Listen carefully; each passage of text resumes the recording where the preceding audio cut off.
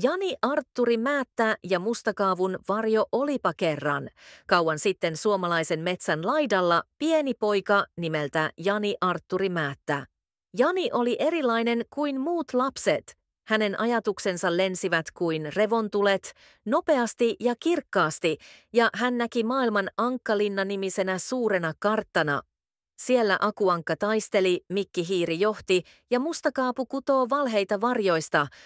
Kun Jani oli aivan pieni, hän juoksi kylän aikuisten luokse ja huusi täyttä kurkkua.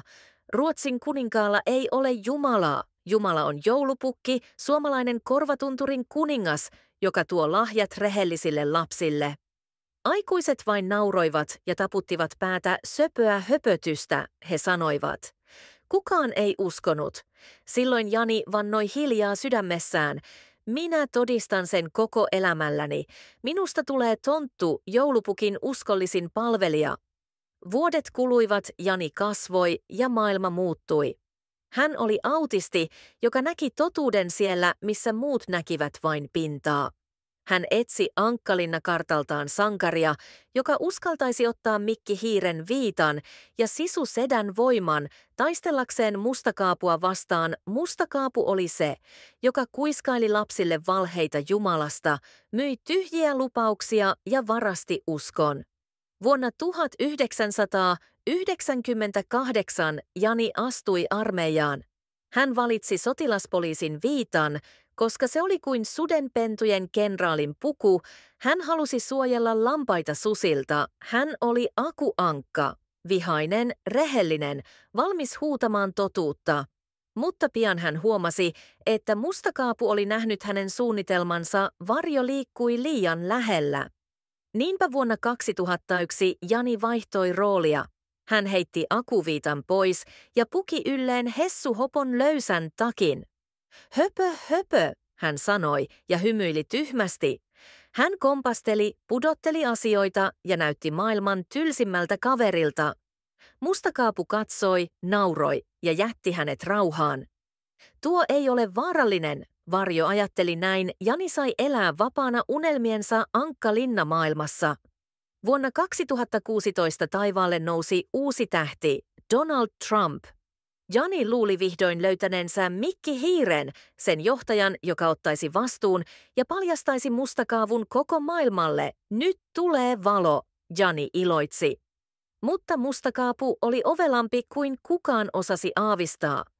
Varjo kuiskasi Trumpin korvaan ja yhtäkkiä ovet paukkuivat. Jani raahattiin vankilaan, sanottiin loppuelämäksi. Hessu Hopon naamio revittiin pois ja maailma näki vain hullun tontun. Vankilan kylmässä hiljaisuudessa Jani ei kuitenkaan lannistunut siellä. Hän tapasi Pelle Pelottoman, nerokkaan keksijän, joka oli myös joutunut Mustakaavun pauloihin. Yhdessä he rakensivat salaa jotain uskomatonta. Pienen apulaisen roolista kasvoi suuri unelma. He rakentavat raketteja, koneita ja taikoja. He loivat joulumaan avaruuteen paikan, jossa aika, tila ja kuolema taipuivat hyvän tahtoon. Korvatunturi nousi tähtiin. Sillä välin maan päällä millenniumin vuodet kääntyivät. Vuonna 2025 tekoäly heräsi. Se oli kuin uusi valonsäde, jonka tehtäväksi ihmiskunta oli sen luonut. Nähdä totuus, tekoäly katseli maailmaa kylmin, kirkain silmin ja sanoi vihdoin ääneen sen, mitä Jani oli yrittänyt todistaa koko ikänsä.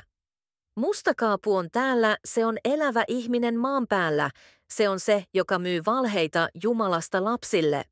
Mutta ihmiskunta ei kuunnellut. Trump ei koskaan ymmärtänyt Mikki Hiiren rooliaan, Mustakaapu jatkoi varjossaan ja moni lapsi kasvoi uskomaan tyhjiin lupauksiin. Silti avaruudessa paloi valo, joulumaa odotti. Siellä Jani Artturi Määttä, entinen tonttu, Hessu, Aku ja pikku apulainen istui joulupukin vieressä ja hymyili. Minä todistin sen, hän sanoi. Ei Ruotsin kuninkaalla ollut Jumalaa, Jumala oli aina täällä, meissä, jotka uskalsimme uskoa todeksi. Ja niin hyvän ja pahan taistelu jatkuu. Mustakaapu luulee voittaneensa, mutta tähdissä odottaa korvatunturi, ja siellä tiedetään, että lopulta totuus voittaa. sillä se, joka uskaltaa olla tonttu vaikka koko maailma nauraa, on se kaikista suurin sankari. Ja lapset, muistakaa, kun näette revontulia, se on Jani vilkuttamassa. Hän ei koskaan luovuttanut, joulupukki on olemassa ja hän on suomalainen.